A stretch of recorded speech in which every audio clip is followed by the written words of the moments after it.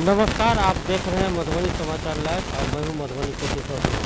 जैसा कि आपको पता ही है कि विधानसभा चुनाव मधुबनी विधानसभा की बात करें तो यहाँ भी सरगर्मी काफ़ी तेज़ हो गई है। जो भी दलों के प्रत्याशी हैं सभी अपने क्षेत्र में निकल चुके हैं, चूँकि समय काफ़ी कम है। ऐसे में मेरे पास आरजेडी के कद्दावर नेता मौजूद हैं। इनसे हम आपका परिचय भी आपको बताएंगे। ये 3-4 महीना पहले बीजेपी से आरजेडी में आए हैं। सबसे पहले आपका बहुत बहुत स्वागत है।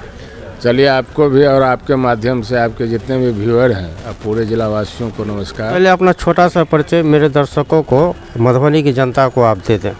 मेरा नाम भारत भूषण हुआ और मैं जिला परिषद का उपाध्यक्ष रह चुका हूँ।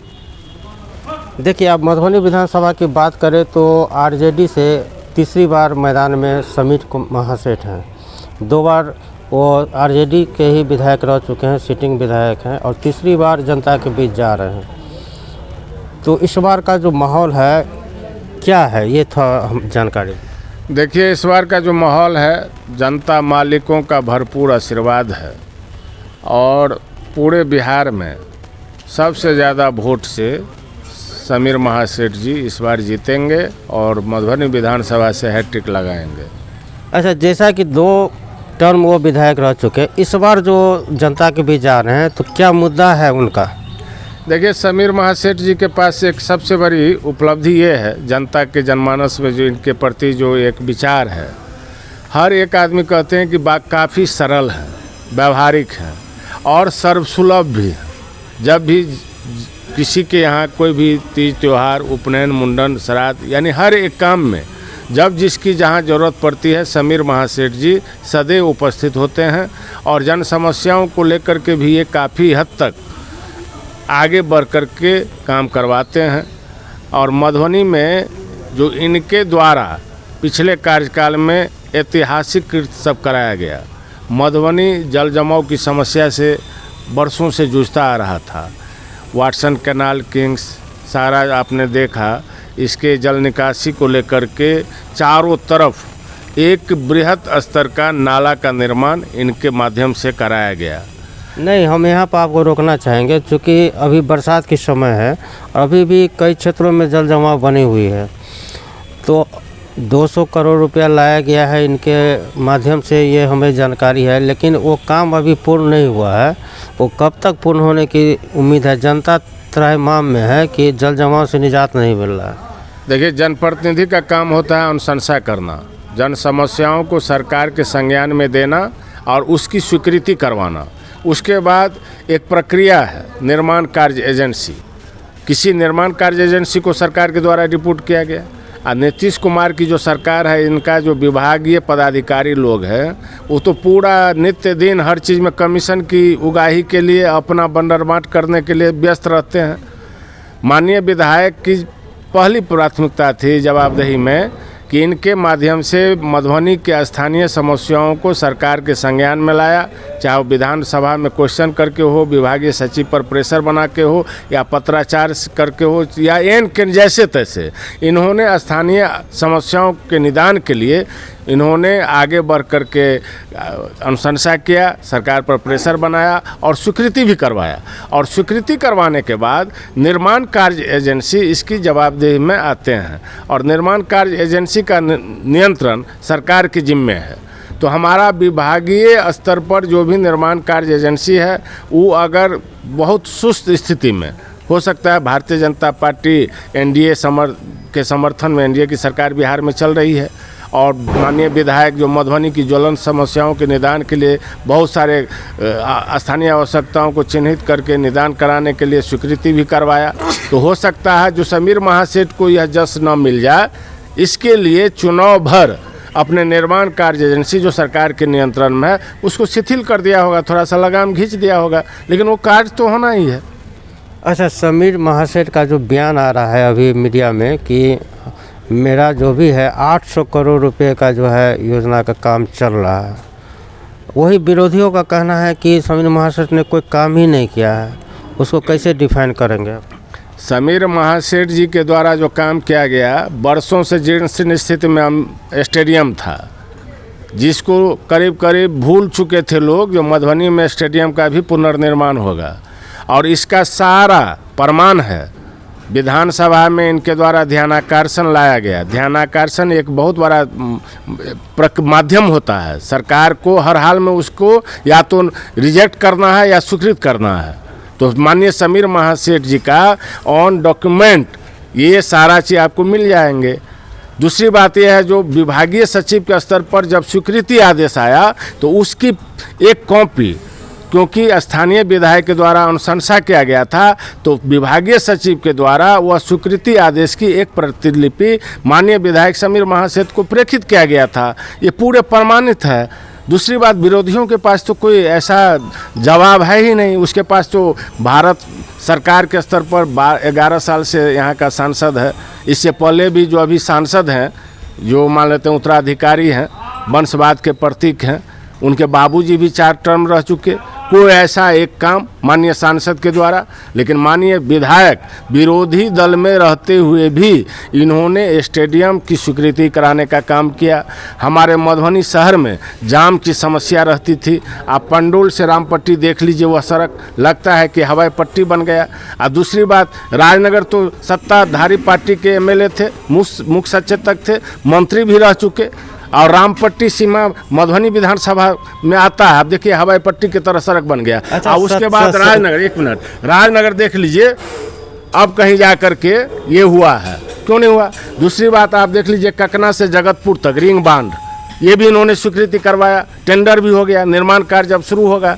उसके बाद आप स्टेडियम सिंघनिया चौक से ये आपका जो है सो सीधे आपका चला जाएगा यहाँ संतूर नगर होते हुए लहरियागंज तक, ये सारा चीज़। और दूसरी बात, हमारे शहर में सटा हुआ जो चौराहा था, निधि चौक, आपका रामपट्टी, बस स्टैंड के लिए इन्होंने 2 प्रस्ताव दिया था, निधि चौक के लिए और रामपट्टी के लिए।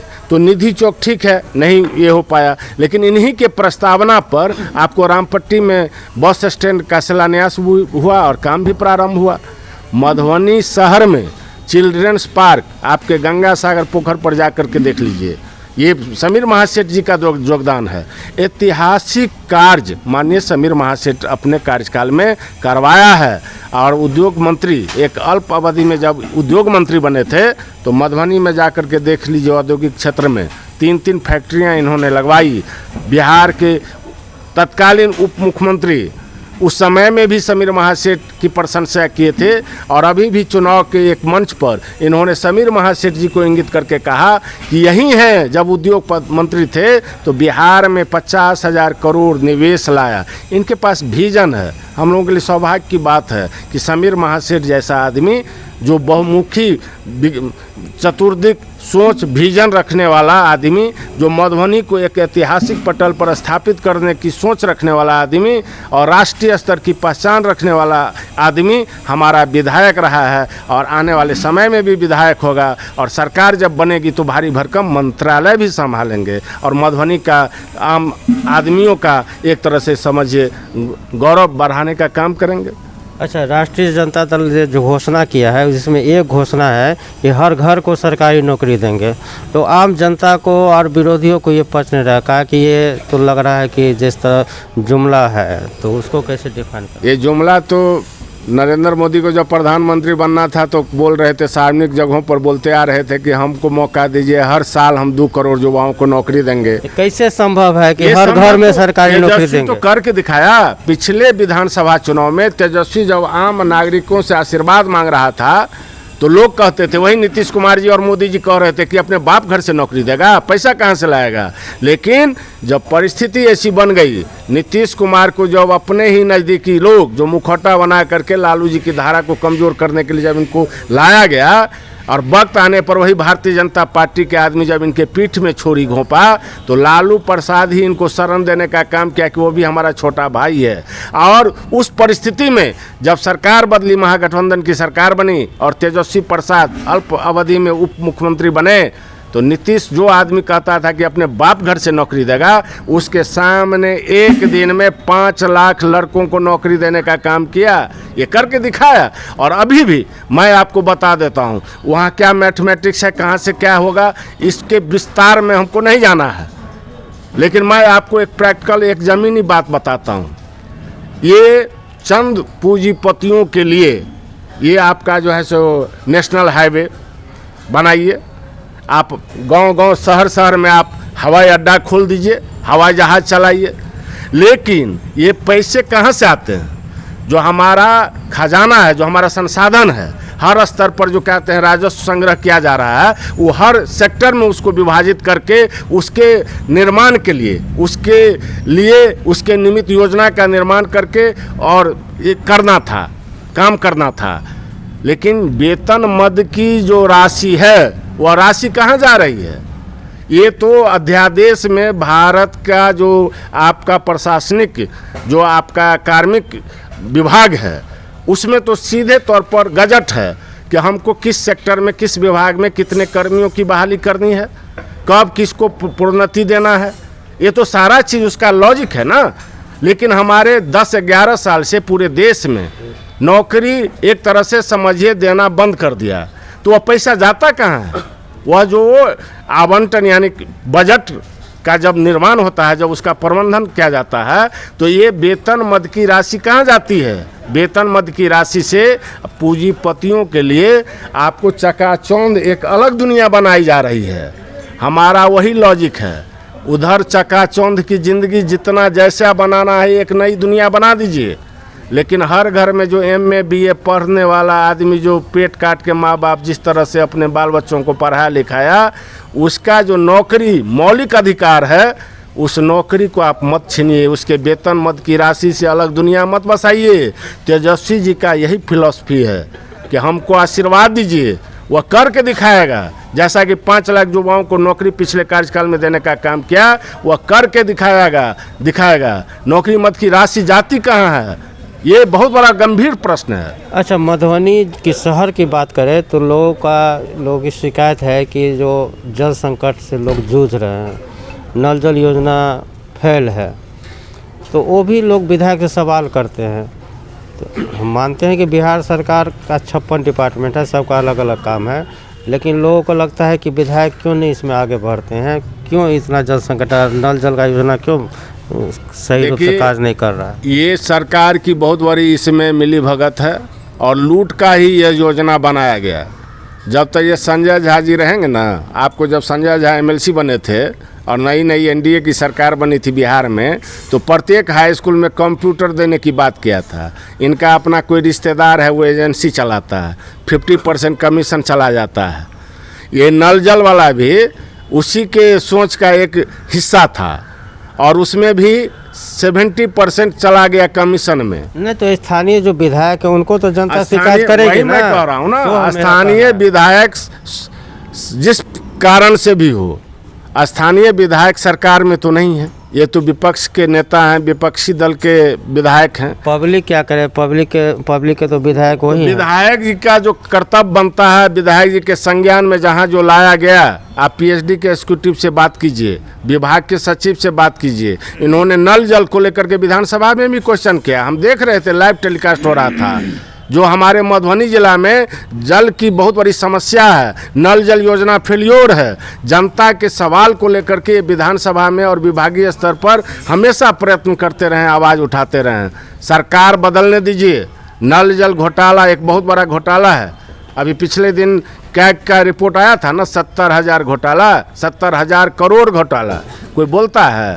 आप संजोग से अब ना जाने मीडिया से जुड़े हुए जो भी लोग हैं, उनको भी जातीय मानसिकता इस तरह से ग्रसित कर चुका है कि सरकार के पक्ष में उनकी सोच है, तो सरकार के खिलाफ में कोई बात बोलते नहीं है, कोई चीज़ ऐसा लोगों के जनमानस में देते नहीं हैं। मीडिया का जो कर्तव्य है, जो मर्यादा है, उसको ताक पर रख चुके हैं। आप अच्छे हैं, आपका हम स्वागत करते हैं। आपने इस सब बारीक समस्याओं को लेकर के आप हमसे रूबरू हुए हैं। नल जल घोटाला एक बहुत बड़ा व्यापक स्तर का घोटाला है और शीर्ष स्तर के नेता और सरकार खुद इसमें इन्वॉल्व है। उसके संरक्षण में यह घोटाला कराया जाता रहा। आज तक कोई कार्रवाई होती है? एक बात बताइए किशोर जी, जो हमारे जिला में, पूरे राज्य में प्रत्येक बुधवार को साप्ताहिक जांच टीम जाती है, DM भी जाते हैं, DDC भी जाते हैं, आला स्तर के पदाधिकारी भी जाते हैं। कहीं किसी भी पंचायत पर आज तक बीते हुए वर्षों में किसी भी कार्रवाई हुआ? इसका मतलब है जो अप्रूवल देते जा रहे हैं, जो वास्तव में यहाँ पर काम सही ढंग से हुआ पंचायत में या जहाँ जो नल जल घोटाला के अलावे भी बहुत सारी ऐसे घपलेबाजी होते आ रहे हैं। हम इसको बारीकी से नहीं बताना चाहते हैं, लेकिन हर स्तर पर कहीं ना कहीं लूट खसोट मची हुई है। अच्छा। और साप्ताहिक जांच के लिए जो उच्च स्तरीय पदाधिकारी जाते हैं, उनका टास्क फोर्स जाता है, क्या किसी पर भी कार्रवाई हुई अब तक? पूछिए प्रशासन से। अच्छा, मधुबनी में स्टेडियम निर्माण की बातें हो, चाहे सिंघानिया चौक से सुरेश को, चाहे आर.के. कॉलेज से बोबना उद्यान तक सड़क निर्माण की बातें हो, समीर महासेठ का नाम है कि मेरे प्रयास से आया है, लेकिन वहीं भाजपा के लोग कहते हैं कि नहीं ये झूठ बोल रहे हैं, हम लोग के प्रयास से है, मेरी सरकार की है। तो ये क्या है ये मामला? मैं पहले भी बताया, अगर समीर महासेठ जी का प्रयास नहीं रहता तो विभागीय सचिव स्टेडियम की स्वीकृति आदेश की कॉपी इनको देते, और वह पत्र में उल्लेख है जो माननीय विधायक आपके द्वारा अनुशंसित स्टेडियम निर्माण के लिए इतनी राशि आवंटित की जाती है। सांसद महोदय तो बताएं। भारतीय जनता पार्टी के नेताओं से मैं पूछना चाहता हूं, पूर्व के इनके पिताजी भी जो सांसद थे और खुद अभी सांसद हैं, बहुत सारे लोग हैं ऐसे, पूरे 10 के 10 विधानसभा में 8 विधानसभा उनका है, बहुत सारा मंत्रालय मधुबनी जिला को मिला है, कोई ऐसा ऐतिहासिक एक भी कीर्ति हमको बताए। मैं आपके माध्यम से पूछना चाहता हूं, जब भारतीय जनता पार्टी समर्थित या 20 साल की सरकार कोई ऐसा एक यूनिक काम बताए, खासतौर पर सांसद के स्तर पर मधुबनी क्षेत्र में कोई भी ऐसा काम ऐसा जो लोगों के दर्शनीय हो, लोगों के संज्ञान में आया हो, एक भी कोई काम हो तो बताया जाए। मैं आपके माध्यम से पूछना चाहता हूँ। अभी एनडीए के जो प्रत्याशी आरएलएम से माधव आनंद, उनका एक बयान जो है चर्चा में है कि समीर महासेठ के बारे में बोल रहे हैं कि उनका नियति या नियत सही नहीं है, नहीं तो मधुबनी विकास कर दिया जाता, मधुबनी का विकास हो जाता। तो इस बारे में क्या कहें? नॉमिनेशन के बाद उनके भाई ने कहा कि मेरी दोस्ती ट्रंप से है। दुर्भाग्य से मोदी जी से तो उनकी दोस्ती टूट गई ट्रंप साहब से, अब इनके भाई की दोस्ती है और ट्रंप से सीधे तौर पर ये लाखों करोड़ रुपया ही लाएंगे। कहाँ लाएंगे? माधव आनंद हैं कौन चीज़? एक वार्ड स्तर का चुनाव लड़के तो देखे अपने निर्वाचन क्षेत्र में, कहाँ के रहने वाले हैं? मधुबनी शहर है और शहर क्षेत्र का मतदाता प्रबुद्ध है। ये बाहरी आदमी और वो भी आदमी किस बदौलत यहाँ टिकट लेके आए? जो भी राजनीतिक कार्यकर्ता एनडीए में बहुत सारे तपे तपाए कार्यकर्ता जो वर्षों से अपनी जीवन को कुर्बान कर दिया, समर्पित कर दिया, उसको टिकट नहीं मिला। माधव आनंद जी, आप कौन अटैची के बल पर ही ना आप टिकट यहाँ पर लाए, सबको धकिया करके? किस जोर तोड़ से यहाँ टिकट लेकर के आ गए आप? कोई जानता है मधुबनी विधानसभा में कितने पंचायत हैं, कितने वार्ड हैं? आपको पता भी है? आप सारे समर्पित कार्यकर्ताओं को जिन्होंने उम्र बिता दी एनडीए और भारतीय जनता पार्टी करते करते, उनको धकियाते हुए आप अटैची के बल पर ही न टिकट लाए हैं। तो मधुबनी की जनता सजग है, प्रबुद्ध है। मधुबनी की जनता एक तरफा मन बना लिया है जाति मजहब से ऊपर उठ करके, क्योंकि समीर महासेठ जी आपके सर्वप्रिय हैं, काफ़ी व्यवहारिक हैं, सरल हृदय के हैं, हर एक कामों में दिलचस्पी लेते हैं और काम करके इन्होंने दिखाया भी है, और हर एक आम नागरिकों से इनका सरोकार है, सबके दुख सुख में ये हिस्सेदार बनते हैं। इससे बड़ी उपलब्धि और क्या हो सकती है? हम लोग तो सौभाग्यशाली अपने आप को मानते हैं कि हमारा जनप्रतिनिधि, हमारा विधायक समीर महासेठ है। अच्छा, तेजस्वी यादव का खुले मन से ऐलान किए थे, जिसमें यहाँ के जो विधायक है समीर महासेठ वो भी मौजूद थे। उन्होंने कहा कि ये उद्योग मंत्री थे तो 50,000 करोड़ रुपया का निवेश लेके आए थे, लेकिन चाचा पलट गए। हम जानना चाहते हैं, अगर चाचा नहीं पलटते तो 50,000 करोड़ रुपया बिहार में अगर आता तो क्या होता? निश्चित रूप से बिहार एक समझिए स्वर्णिम इतिहास की तरफ बढ़ता, एक स्वर्णिम अध्याय लिखा जाता। समीर महासेठ जी के प्रयास से जो 50,000 करोड़ उद्योग क्षेत्र में जो निवेश के लिए लाया गया, अगर वह वास्तव में सरकार कंटिन्यू करती और समीर महासेठ जी उद्योग मंत्री बने रहते, तो निश्चित रूप से बिहार के साथ साथ मधुबनी भी एक स्वर्णिम अध्याय की तरफ बढ़ता और मधुबनी और पूरा बिहार एक अलग ढंग से दिखाई देता पूरे देश के पटल पर। आज क्या हो रहा है? गुजरात, सारा चीज़, सारा संसाधन गुजरात में शिफ्ट किए जा रहे हैं। टैक्स देंगे हम लोग और उद्योग लगेंगे गुजरात में, और हम यहाँ से अपना मानव श्रम शक्ति जिसको मजदूर कहा जाता है, वह मजदूर हम लोग MA BA हर तरह का डिग्री लेकर के गुजरात में जो मोदी जी हमारे पैसों से जो फैक्ट्री लगा रहे हैं, उद्योग लगा रहे हैं, वहाँ हमारे बाल बच्चे जाएं काम करने के लिए, लेबर जोन में काम करने के लिए, और उसके लिए ट्रेन की सहूलियत बढ़ा भी रहे हैं और कहते भी हैं। और हम क्या बतलाएं इनको, तो बिहारियों के प्रति ये देख लीजिए कितना लज्जा भी नहीं आती है। छोटी मुंह बड़ी बात क्या करूं, बहुत बड़े पद पर हैं, कैसे बोल दिया ये आदमी। 2014 में बोला कि हमको मौका दीजिए, हम हर साल 2 करोड़ युवाओं को नौकरी देंगे। पिछले बार बोला जो पकोड़ा तलो, अब कह रहे हैं कि रील बनाओ। जैसे कि वो अपने जहाँ तहाँ जाते हैं तो फोटो शूट करते हैं, किस रूप में आप देख ही रहे हैं। अच्छा, महागठबंधन की सरकार आएगी तो क्या आप श्योर है कि हर घर में सरकारी नौकरी मिल जाएगी? निश्चित रूप से सरकारी नौकरी मिलेगी, हर पूरा दावा से कहते हैं। निश्चित दावे के साथ हमारे नेता मुख्यमंत्री जो होने वाले हैं तेजस्वी प्रसाद जी, इन्होंने लिख करके आपको कमिटमेंट कर दिया है कि मेरी सरकार बनते ही अगर मैं नौकरी नहीं दूंगा तो मेरा रेजिग्नेशन। इससे बड़ा और क्या हो सकता है। अब वो लड़का करके दिखाया है, अपने 17 महीने के अल्प अवधि में करके दिखाया है। हम आपके माध्यम से पूरे बिहार के लोगों से, छात्र नौजवान माँ बहनों से आग्रह करेंगे कि जिस तरह से रोटी को उलटते पुलटते हैं तो रोटी सिझता है, उसी तरह से यह 20 साल से सरकार है, 20 साल में बच्चा जवान हो जाता है। आइए पलटिए, नए जोश के साथ तेज रफ्तार तेजस्वी की सरकार बनाइए। जुआ सोच है, उम्र भले कच्ची है लेकिन जुबान उसकी पक्की है। उसने करके दिखाया भी और करके दिखाएगा भी। अच्छा, अब तो 11 नवंबर को मतदान होना है, तो भविष्य के लिए जो मधुबनी का विकास होगा उसके लिए कुछ रोड मैप बना के रखे हैं आप लोग? देखिए, मधुबनी के लिए तो रोड मैप आपका जो भी छूटा हुआ काम है, जिस तरह से मधुबनी शहर हमारा नगर पालिका के रूप में अधिसूचित है, नगर पालिका के स्तर पर विकास का एक ऐसा मॉडल हमारे माननीय विधायक जी फिर से बनेंगे तो इनके जेहन में है। कभी कभी चर्चा करते रहते हैं कि मधुबनी शहर को हम इस तरह से मॉडल शहर के रूप में पूरे देश स्तर पर स्थापित करना चाहते हैं। विजन है, अभी चुनाव का वक्त है, बहुत सारा इनके दृष्टि में ये बातें हैं जो कैसे मधुबनी के ग्रामीण क्षेत्र से लेके और शहर तक सबका एक तरह से मॉडल इनके दिमाग में फिट है। हम लोग भी जहाँ जो समस्याएं ऐसी है चिन्हित करके हर पंचायतों में हमारा ये सोच है, जो एक खेलकूद के माध्यम से भी जो हमारा उपेक्षित ये है जगह, उसको पर्यटकीय रूप से जो हमारा पढ़ने का जो एक सरकारी विद्यालय है, एक नए आधुनिक तरीके से कहीं ग्रामीण क्षेत्र में भी, जैसा कि आपका इंजीनियरिंग कॉलेज यही पंडोल में इन्हीं के माध्यम से अभी संचालित भी है, विधायक समीर महासेठ जी का ही योगदान है। तो ये सारा चीज़ हम देख रहे हैं, लेकिन ग्रामीण स्तर पर भी 3-4 और इंजीनियरिंग कॉलेज आपके मधुबनी क्षेत्र में खुलना चाहिए। आपको मधुबनी स्टेडियम का तो ये हो ही गया है, उसके अलावे भी शहर के विकास के लिए जो भी चौमुखी विकास को लेकर के जो भी, वैसे तो मैं इनसे काफ़ी प्रभावित हूँ।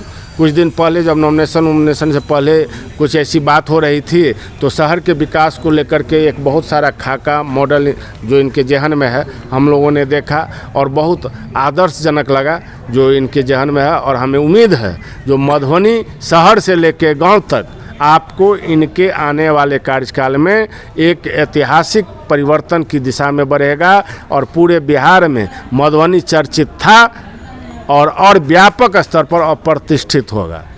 अच्छा, आपने कई विकास के दावे किए हैं, बताया है कि इन्होंने ये काम किया है, तो जीत के प्रति कितना आश्वस्त हैं? जीत के प्रति तो मैं ये कह रहा हूँ जो मधुबनी से आज तक रिकॉर्ड वोट से जितने वोट की उम्मीद हम नहीं करते हैं उससे कहीं ज़्यादा वोट आने जा रहा है। इसके पीछे इनका अपना व्यवहार है, इनका अपना चरित्र है, इनका जो आम जनता के ऊपर जो इनका अमिट छाप पड़ा हुआ है। चाहे जिस किसी भी पार्टी के समर्थक हों, आप पूछ लीजिए तो कहेगा समीर महासेठ जी एक जेन्युइन पर्सन है।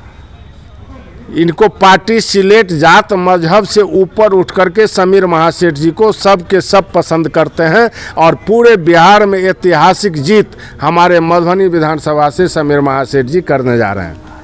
चलिए, आपका बहुत बहुत धन्यवाद, आपने समय दिया। धन्यवाद। ये थे आरजेडी के नेता भारत भूषण, और इन्होंने समीर महाशय के जो विकास कार्य किया हुआ है उन्होंने इसका पूरा ब्यौरा दिया है। इसके साथ साथ तेजस्वी यादव का जो विजन है उन पर भी इन्होंने प्रकाश डाला है। अब 11 नवंबर को मतदान होना है और जिस दिन मतगणना के बाद परिणाम आएगा तो ये देखने वाली बात होगी कि मधुबनी विधानसभा से जनता किसके सिर पर ताज बैठाती है। तब तक के लिए दीजिए विदा, फिर किसी और वीडियो में मिलेंगे। धन्यवाद।